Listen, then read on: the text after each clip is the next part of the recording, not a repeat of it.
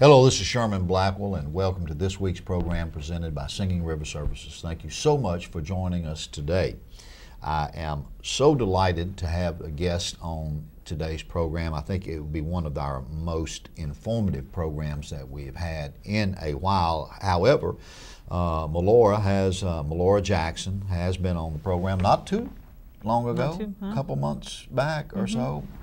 Melora Jackson is my guest today. She is training and program specialist for the southern half of Mississippi Division of Alzheimer's disease and other dementia under the Department of Mental Health, and she is additionally she's certified mental health therapist and a graduate of the Stennis Institute for Government at Mississippi State University, and 25 plus years working with vulnerable population and dealing with these kind of things. Welcome.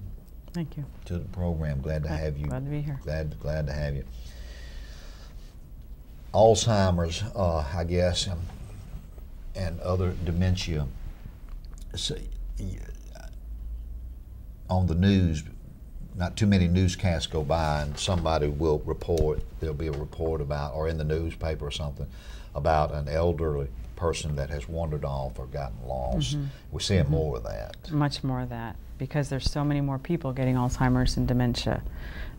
54,000 approximately in Mississippi alone with Alzheimer's disease. So it is going to become more and more frequent to hear those kinds of stories out there. Is there 54,000? That's is there a predictor for dementia or for Alzheimer's, or if you just live long enough, you're going? Well, it is an age-related disorder, so we're going to have more folks because we've got more baby boomers getting older. We're going to see more cases of it. Some diseases occur in childhood, some occur in late life, and Alzheimer's and most other types of dementia occur later in life. So getting older increases your risk, but getting older doesn't give you Alzheimer's. You have to have some other things going on. Often it's a genetic, strong genetic link. If you have it in your family, you have a higher risk of getting it. But there's warning signs: misplacing things, getting lost in familiar places, having trouble finding the words for things, giving things the wrong name, or just saying things that are kind of really inappropriate in situations because they can't find the right words. Those kinds of things are typical signs. So there is a genetic component, component to it. Absolutely, absolutely. Now there's two types. There's what we call normal Alzheimer's disease, if you can call that normal, that occurs in people over the age of 65 primarily, and then there's what they call younger onset, which is folks who are in their 50s and 40s who get it, and that's much rarer, but there we see even a stronger genetic link. Okay.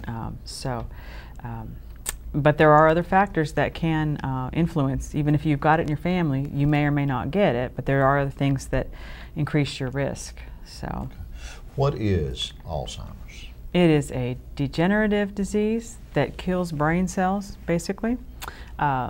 It doesn't affect any other organ in the body except the brain, but it literally kills the brain cells over time, and a person has a slow decline. They lose their ability to remember things. They lose their orientation, not knowing where they're at. They'll sort of move backwards in time and become very confused. So it's a very slow disease. It can take 10 to 20 years to go through the disease process. And of course, the population living longer, more in the population, more people obviously are affected. But it's not only that. I mean, who is the primary caregiver for a person that has onset of Alzheimer's? It's usually either a spouse or an adult child taking care of that individual. Sometimes it's multiple family members. We're seeing an increase in teenagers and children who are coming home and taking a shift with grandma or grandpa after school, helping care for folks too. And even sometimes they're taking care of a parent, but more frequently it's a grandparent. But I'd say the majority, about half of them are spouses, and most of the rest are adult children. Okay. so there are a lot of stressors that kind of envelops the whole family or the support system. Absolutely, this disease doesn't just affect the person who has it; it affects the whole family, all the loved ones, and especially the primary caregiver. They really get kind of taken down with that person. And Melora, in your job portfolio, what is fundamental to what you do here for the Southern District of Mississippi for the Division of Alzheimer's? My goal primarily is to educate people, to provide training for service providers such as nursing home staff, assisted living staff, places like that, but also to do workshops and outreach to the general public to inform people what Alzheimer's is, what it isn't, what can we do to reduce our risk, what kinds of things can we do to help care for folks, and how to get evaluated, should we think that there's a problem, all that kind of stuff. So you're crisscrossing the state and involved in a lot of different, absolutely, a lot of different issues. And I know that there are individuals that are watching our program that their lives have been touched one way or the other by a loved one with dementia or Alzheimer's type. And if someone wanted, and we're going to get into the information that you have and talk about some other things, but how would somebody get in touch with you if they said, look, we want you to come speak to our civic group or talk, because it's important to know the onset. Yeah. The phone number is 228-214-5556, and they can call that number if I'm not in, which often I'm not because I'm running around doing this, but I do check the messages regularly, and I'll call folks back, but that's the number to call me at. Okay, and we're going to look at some material also, but there also is a website. Yes, you can go to www.dmh.ms.gov, and there's a tab on there for Alzheimer's, and you can click on that and get all that contact information, and a lot of this other material I'm going to talk about today as well. Okay, good deal. And one thing before we get into the material thing, it's important. There's I have the privilege of course, working with you and with in a paraphrastic way with Kathy Van Cleve, who heads up the division, does a super great job in the planning part of some of those kinds of things, and y'all do the work. There's a conference coming up. Tell us about that. What's the conference about, and who is it for? Okay. Yeah, we have a conference August 15th through 17th, and it is going to be up in Olive Branch, Mississippi this year, which is a bit far north, but it's a statewide conference.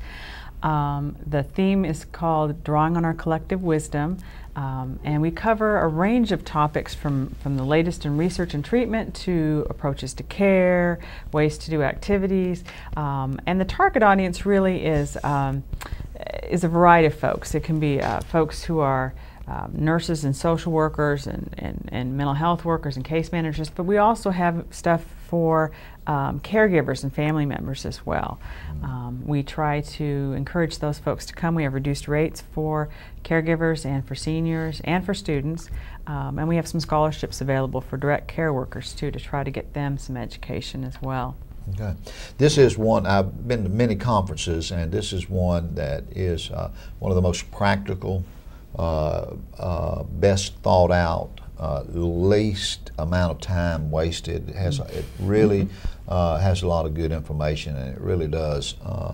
And everybody that's been involved in that. How many participants did y'all have last year? Last year we had about a little over 500, and I think we're going to have about the same amount this year. Okay. So that's typical to have that many. So it's quite a lot of folks. Okay. A good meeting of the minds. There are, and that's going to be at Olive Branch, August the 15th through the 17th. 16th, 17th. That's a Wednesday. Wednesday through a Friday. Wednesday through a Friday. Okay, and a lot of information if you that will be available for. That's a good number of people to participate in. Yeah. My guest today is Melora Jackson. She is a training and program specialist for the southern half of Mississippi for the Division of Alzheimer's disease and other dementia, under the auspices of the Department of Mental Health. She does a excellent job there. Tell us before we get in, how did Melora get into this involved in? Well, I was after graduate school, I started. I took an interest in graduate school in seeing what it might be like to work with the elderly population, and then I got a job right out of school working on an Alzheimer's unit, and that was my first real experience with this. And just fell in love with the folks immediately, and have just persevered in this field ever since in one mode or another, and have worked with seniors in a lot of different situations, but I always keep coming back to folks with Alzheimer's and dementia. For some reason, they just have a special place in my heart, I guess. So. Do you see in and I know you stay close to the data on this, you know, there's a lot of research going on when you talk about cancer and you talk about other things. Where do you see the research going and taking, and are there potential breakthroughs, or where do you see us in 5 years or even now? Well, now, in fact, you might have heard in the news in just the last week there's been a lot of information about a couple of different medications that they're doing trials on. One is called GammaGuard, and it's looking very promising. We're not there yet, but and there's another one that isn't doing as well as we thought, but hope is not lost. Those target slowing down the progression of the illness, much as the few medications we have now to treat it. Nothing cures it, but we can slow it down. Those may do a better job than what we have now. But a lot of research is focused on, of course, for a cure, but a lot is folks are working on how do we better care for folks? What are some better therapeutic interventions? How do we give people more time that's quality that they can make decisions for themselves? How do we stretch that out? And there's also some research on how do we delay the onset of symptoms for maybe up to 10 years. And I think that in 5 years we're going to be able to see a lot of people being able to put off, even if it's inevitable for that person, being able to slow down those symptoms dramatically, or maybe even not even show those symptoms. So I'm hopeful. We're getting there. It's going to be a while for a cure, but there is progress. But there is progress and moving forward. And in the interim, the best thing is learning how to cope with and to give support, not only to that individual, but to the support system. Absolutely. And letting them and educating them along those lines. We're getting ready to take a break, and then my guest, Melora Jackson, with the Division of Alzheimer's and Other Dementia from the Department of Mental Health, is here today. And as many of you probably have seen or heard of Melora's work, and she's been involved in doing a great job educating the public regarding this. And I know many of you that are watching this, lives have been touched and affected by someone that you love or someone that you know that has had a type of dementia. And so we got some other interesting things to talk about, and one of the main reasons I want to remind you of the number that you see on the screen there. That number is available to you 24 hours a day, 7 days a week, bringing you information about things like this program that we think are so very important. It's one thing to get diagnosed with it, it's another thing to what do I do from here and how do I do that? And Melora has a lot of good information that she can assist care givers with. And so we're going to cut away, going to come back, talk more with Melora Jackson from the Division of Alzheimer's right after these messages. Hello, this is Sherman Blackwell, and welcome back to the second half of today's program. Thank you so much for joining us. My guest is Melora Jackson with the Division of Alzheimer's, who I think has one of the most important jobs in the state of Mississippi, and certainly has one that has assisted many individuals in and across our state. And with the Division of Alzheimer's here in the state of Mississippi, there are actually three. You're the southern district half, and you cover that. And I know Kathy Van Cleve does the central part, and there have been work being done in the north. So that's a lot of area to cover. There's a lot of people. And the stat that you gave when you talked about 54 100,000 Mississippians. You know, sometimes data gets lost, like it's all out here and it doesn't affect, but we're talking about down the road, next door, and those kinds of things. We talked about the conference, Melora, at the first part of the program, but you've got some other good information, and if you just take time to share what you have in front of you with our audience. Sure. Well, first of all, I want to talk a little bit about Silver Alert real briefly. Silver Alert is a program that's kind of like Amber Alert for people who are over age 18 with a cognitive impairment. So it could be somebody with an intellectual disability or dementia or something like that. And basically what it does is if somebody goes missing who is over 18, we don't have to wait 24 hours to start looking for them. We can immediately get the word out, and basically what the person would need to do is call local law enforcement and initiate the process. And so they can get information out to the local media, put stuff on the electronic highway signs, and alert other law enforcement around the state and surrounding states. So the law came into play in July of 2010, and every time it's been used since then, we've found the person within 24 hours. So it's a very successful thing. So there's not anything specific a person needs to do other than if you have a loved one that goes missing, when you call, make sure you let the law enforcement know that person has an intellectual impairment of some type, so they can initiate that process. So we just want folks to be aware of that. So they can access this, of course, not until when you need it, by doing what? Simply by just calling the local law enforcement.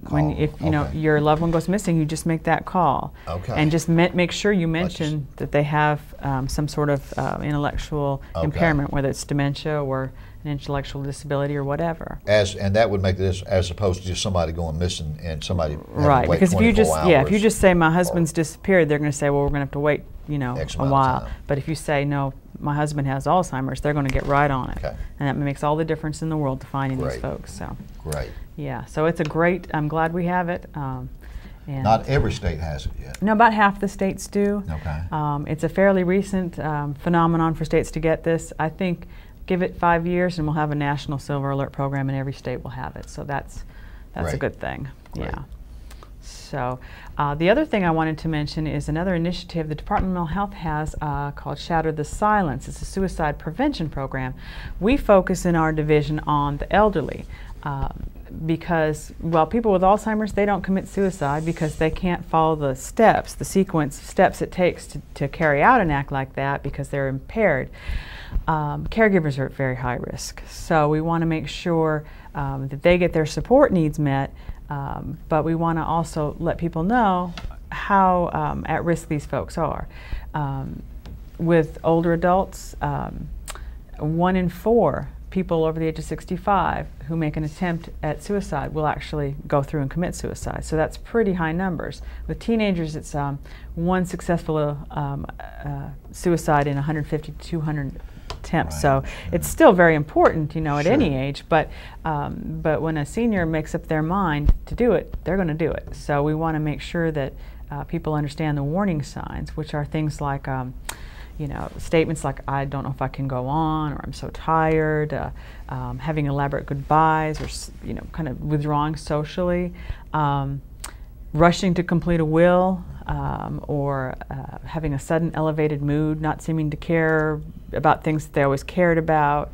And also another big one, which is also a problem in terms of substance abuse issues, is stockpiling prescription drugs. Okay. Now, sometimes that's because they have, an addiction issue, but it also can be a sign that they're stockpiling so that they can, overdose on purpose. So we want to pay attention to that too. And if some of these signs, as they manifest, what kind of intervention, kind of steps should be taken? The best thing to do is first of all, is to talk to somebody. You can call our office. They can call your office. Right. There's a national suicide hotline you can call for information, or if you're concerned about somebody. Just tell somebody. Get involved. Get involved. Yeah. I would rather have somebody angry at me because I made a mistake and thought there was something wrong when there really wasn't, than have them, gone and regretting it. Complete Yes, Yeah. absolutely. Interesting, and I've said on this program before that twice as many suicides as there are homicides in this country. So it's interesting. It doesn't always appear to be as such, but that's the case. Yeah. And I really didn't know that 1 in 4 over 65 complete Yeah, it's that. you don't hear about it as much. You know, they're older adults are a little bit better at being subtle about it, and so it's kind of a hidden problem, but it's definitely a huge problem. So. You've got one more brochure here. Yeah. This is a basic brochure about Alzheimer's disease. Then we try to stock these in libraries and doctors' offices and places like that. And if you want one, again, you can call my office. We'll get it to you. It is sort of a basic what you need to know. It's got the warning signs of Alzheimer's disease. It's got communication tips. So if you're, say, you may not know anybody that has it, or you think you don't, but you start reading the warning signs, you may discover maybe there's a nice lady that always kind of fakes her way through the conversations at coffee hour after church, and really there's something going on. It's got communication tips in here for how to interact with folks, how to approach them, information on if you think there's a problem, where you can go for an evaluation, what kinds of things to expect, and of course our contact information if you want, you know, more resources and whatever. So Excellent. It's a good basic tool. Material. So you would just put these in the hands of doctors' offices, Yeah, or wherever. anywhere in the public we can put them out. So we try to stock them. What you should know about Alzheimer's disease. Okay. And coming up in September, yes. the 21st. 21st of September is World Alzheimer's Day, also called Alzheimer's Awareness Day. Either one term is fine. We have a I don't say a campaign, but a initiative in Mississippi called Paint It Purple. And the idea is just to raise awareness for Alzheimer's disease. So we encourage everybody in Mississippi to wear purple on September 21st, just to remember those who have Alzheimer's disease and to just help create that awareness for folks who aren't so aware about it. So. Very good. Yeah. Excellent. A lot of good information. And tell them again where how they can get in touch with you. You can call my office at 228-214-5556, or you can go to www.dmh.ms.gov and click on the tab for Alzheimer's disease. Okay.